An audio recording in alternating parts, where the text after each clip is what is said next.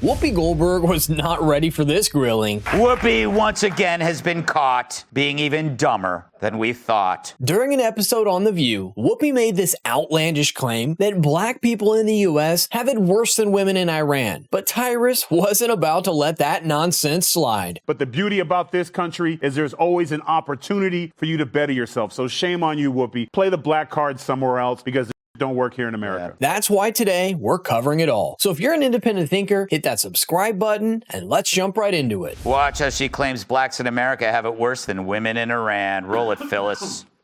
Let's just remember, too, the Iranians literally throw gay people off of buildings. They don't adhere to basic human rights. Listen, here's the thing. Let's not do that, because if we start with that, we have been known in this country to tie gay folks to the car. Where the Iranian regime is today in 2025 is nothing compared to the United States. Hanging black people. So it is not even the same. I couldn't step during this. Wait. That's not what you mean to say. It is the same. No, it's not. The year 2025 in the United States is nothing like if I step foot wearing this outfit in Toronto.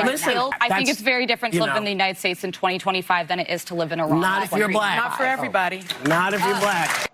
Girls. Whoopi, you know you're on the very wrong side of history even when the fake Republican disagrees with you.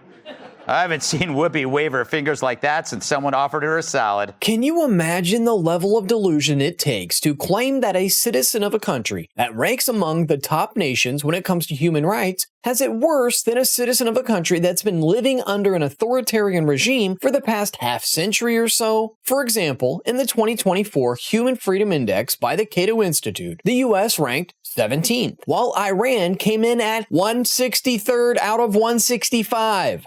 That's not even close. But this is what happens when ideological bias replaces critical thinking. People start making absurd comparisons just to score cheap political points or demonize their opponents. Obviously, Tyrus didn't let Whoopi's shenanigans slide, and some would say he was having a field day. Tyrus. Well, hold on, Greg. First of all, I'd just like to say that for the many people that I have tied to cars, I never asked them about their sexuality. Never once. And that's very progressive of you. Yes, happy Pride Month. Listen, I love... Whoopi's right. I mean, it's been rough for us. I mean, you saw what just happened to me in the last segment. I'm trying to talk, and all the white people are like, it's Tyrus. I can make a phone call. You know? How did that make you feel? I felt very black. Did you feel black? Yeah, it's worth Tyrus. Malice just started snapping By the way, his fingers for you. Thank God black people don't do that in audiences. Yes, yeah. No, we just talk the whole time and tell you how to do your show better. That's what I get paid to do. This is exactly how you respond to such an outrageous claim. Even though we already laid out data to debunk Whoopi's delusion, it almost feels unnecessary, like we're being forced to debate a universally known fact. The Iranian government's brutality isn't some hidden secret. Even if Whoopi didn't want to take our word for it, she could tune in to CNN or MSNBC and still find reports detailing just how oppressive that regime is. What she said wasn't just wrong, it was intellectually dishonest. And that's the point Tyrus expanded on, saying this. Only in America can a black person sit on a TV show getting paid millions and millions of dollars to have the floor and can say, it can interrupt people because she interrupted her. Yeah. And if according to her, life was like in Iran, it was for black people, her interrupting and speaking in public would have led to a stoning. Yeah. Like the ignorance, you live in a country where you might feel a certain way, but here's the one thing about America that makes it different than anyone else. You have an opportunity, even as dumb as the she just said, that she has an opportunity tomorrow. They won't fire her over that. No. She'll have an opportunity tomorrow to come on and fix it. Will she? She won't. But that's the thing about this country. Black, white, gay, straight, short, tall. Everyone's going to get hit with something, but the beauty about this country is there's always an opportunity for you to better yourself. So shame on you, Whoopi. Play the black card somewhere else because don't work here in America. Exactly. All she did was double down on her victimhood narrative. Does Whoopi even get that women, whether they're Muslim or not, are forced to wear the hijab in Iran by law? Yes, black people were mistreated in America, but that was decades ago, and we as a country and a society have been moving forward since then. So why keep focusing on the past, making wild comparisons you know are deeply flawed? All she did was make herself a subject of mockery, but that isn't something new, I guess. Kate and Dr. Drew were also present on Gutfield's panel, and they added some reality checks of their own. Because I would not clap for that. No. I would not clap for it's just as bad here as it is in Iran. I would not clap for that. But there was something on display there that is really a core issue of our time. She said how it feels to be a black person. She went on to say that as compared to the objective reality of living in Iran, feelings are more important than objective reality right now, and that is a pathological state. We must get back to objective reality because the feelings are just that. It doesn't matter what you're feeling.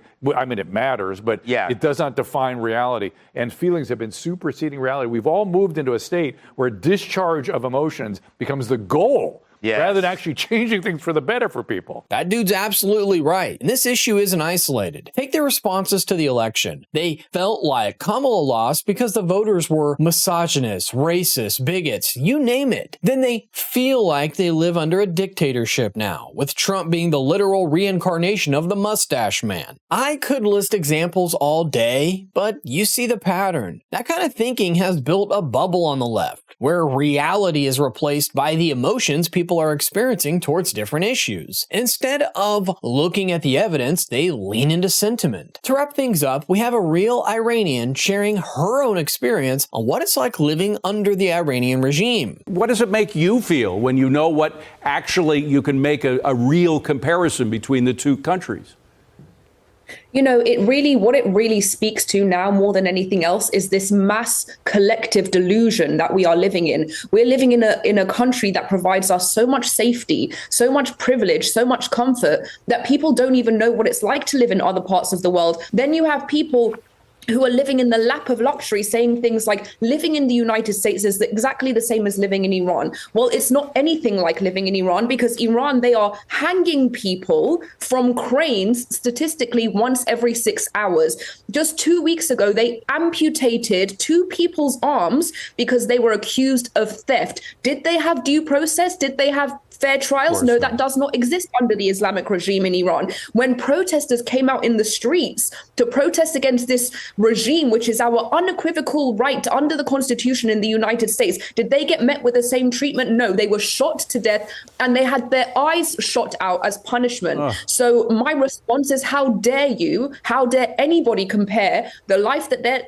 fortunate enough to live in the United States to what Iranian people are going through now and have been going through for the past 46 years. That young woman's name is Elika Laban. And just to be clear, she didn't flee the country. It was her parents who had to leave right after the 1979 revolution, just like millions of others, especially religious minorities. Patrick Bet-David is another example. So Whoopi's statements were nothing more than looking at the suffering of others and deciding it didn't matter, simply because she had an agenda to push. Let me know in the comments your thoughts on the story. Don't forget to like and subscribe. Thank you all for watching, and I'll see you in the next one.